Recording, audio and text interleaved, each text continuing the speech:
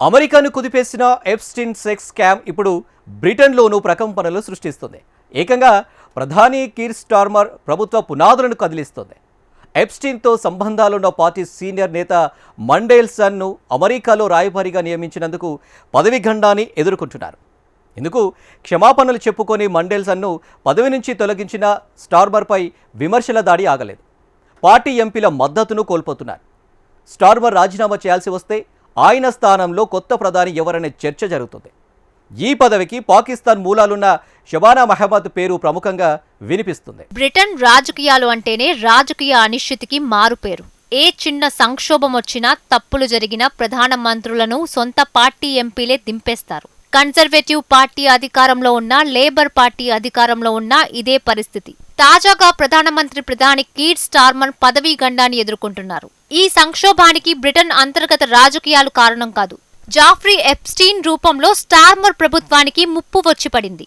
అమెరికాకు చెందిన రాజకీయ నాయకులు, సంపన్నులు, రాయబారులు, రాజకుటుంబీకుల లైంగిక అవసరాలు తీర్చేందుకు అమాయక యువతులు, ముఖ్యంగా మైనర్లను అక్రమంగా సరఫరా చేసిన కేసులో ప్రధాన నిందితుడు ఎప్స్టీన్ బ్రిటన్ రాజకీయాల్లోనూ చిచ్చుపెట్టాడు. ఇప్పటికే బ్రిటన్ రాజకుమారుడు ఆండ్రూ ఈ సెక్స్ స్కామ్ లో ఇరుక్కొని రాజకుటుంబానికి దూరమయ్యాడు. ఇప్పుడు ప్రధాని స్టార్మర్ మెడకు కూడా ఈ వివాదం చుట్టుకుంది. జెఫ్రీ ఎప్స్టీన్ తో సంబంధాలున్న పార్టీ సీనియర్ నేత మండేల్సన్ ను అమెరికాలో రాయబారిగా నియమించినందుకు ప్రధాని కీర్ స్టార్మర్ పదవీ గండాన్ని ఎదుర్కొంటున్నారు. 15 ఏళ్ల కిందట గోర్డన్ బ్రౌన్ ప్రధానిగా ఉన్న కాలంలో వాణిజ్య శాఖ మంత్రి హోదాలో సున్నితమైన ప్రభుత్వ సమాచారాన్ని ఎప్స్టీన్ కు అందజేసినట్లు ఆరోపణలు ఎదుర్కొంటున్న మండేల్సన్ పై పోలీసుల దర్యాప్తు జరుగుతోంది. ఇది నిరూపితమైతే ఆయనకు జీవిత ఖైదు పడే అవకాశం ఉంది. అయితే మండేల్సన్ పై ఎటువంటి లైంగిక దాడుల ఆరోపణలు లేనందున అరెస్టు చేయలేదు.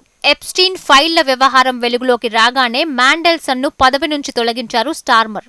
ఎప్స్టీన్ తో సంబంధాలపై ఆయన అబద్ధాలు చెప్పారనే ఆరోపణలొస్తున్నాయి. మండేల్సన్ ను అమెరికా రాయబారిగా నియమించినందుకు స్టార్మర్ క్షమాపణలు చెప్పారు. తాను అతడి అబద్ధాలను నమ్మానని ఆవేదన వ్యక్తం చేశారు. మండేల్సన్ నియామకానికి సంబంధించిన పత్రాలను విడుదల చేస్తానని హామీ ఇచ్చారు. ఎప్స్టీన్ స్కామ్ లో పేరు బయటపడిన మండేల్సన్ ను కీర్ స్టార్మర్ స్వయంగా తొలగించగా పశ్చాత్తాపంతో మరొకరు రాజీనామా చేశారు. తాజాగా స్టార్మర్ ప్రభుత్వంలో కమ్యూనికేషన్ విభాగ ఎగ్జిక్యూటివ్ డైరెక్టర్ టిమ్ అలన్, ప్రధాని చీఫ్ ఆఫ్ స్టాఫ్ మోర్గన్ మెక్స్వినీ తమ పదవులకు రాజీనామా చేశారు. అయినప్పటికీ కీర్ స్టార్మర్ మీద విమర్శలు ఆగడం లేదు. బాధ్యతంతా తనదేనని అంగీకరించినా ముప్పు తొలగిపోలేదు. 2020లో లేబర్ పార్టీ నేతగా బాధ్యతలు చేపట్టిన నాటి నుంచి స్టార్మర్ కు అత్యంత సన్నిహిత సహచరుడిగా మెక్స్వినీ ఉన్నారు. 2024 జూలైలో జరిగిన ఎన్నికల్లో ఆ పార్టీ ఘన విజయంలో ఆయన పాత్ర ఎంతో ఉంది. ఆ తరువాత ఆయన తీసుకున్న తప్పుడు నిర్ణయాల వల్ల పార్టీ ప్రతిష్ట మసకబారింది. ప్రధానిగా స్టార్మర్ బాధ్యతలు చేపట్టి ఏడాదిన్నర అయింది. క్రమంగా ఆయన లేబర్ పార్టీ ఎంపీల మద్దతును కోల్పోతున్నారు. దీంతో ఆయన ఎంపీలతో రహస్యంగా సమావేశమవుతూ మద్దతు కొనసాగించాలని బ్రతిమిలాడుకుంటున్నారు. కీలక పదవుల్లో సమర్థుల నియామకంలో ప్రధానిగా కీర్ స్టార్మర్ ఘోరంగా విఫలమయ్యారని విపక్ష పార్టీలతో పాటు సొంత లేబర్ పార్టీ ఎంపీలు సైతం విమర్శలు గుప్పిస్తున్నారు. ఆయనకు ప్రధానిగా కొనసాగే అర్హత లేదని అంటున్నారు. గత 14 ఏళ్ల కన్జర్వేటివ్ పార్టీ పాలనలో చోటు చేసుకున్న పొరపాట్లను సరిదిద్దుతానని అధికారంలోకి వచ్చిన లేబర్ పార్టీ నేత కీర్ స్టార్మర్ ప్రజలకు ఇచ్చిన హామీలను నిలబెట్టుకోలేకపోతున్నారు. ఆర్థిక వృద్ధి, ప్రజాసేవల దిద్దుబాటు, జీవన వ్యయాన్ని తగ్గిస్తానన్న ఆయన తడబాటుకు గురవుతున్నారు. తప్పుడు నిర్ణయాలు, యూటర్న్ల ద్వారా అబాసు పాలవుతున్నారు.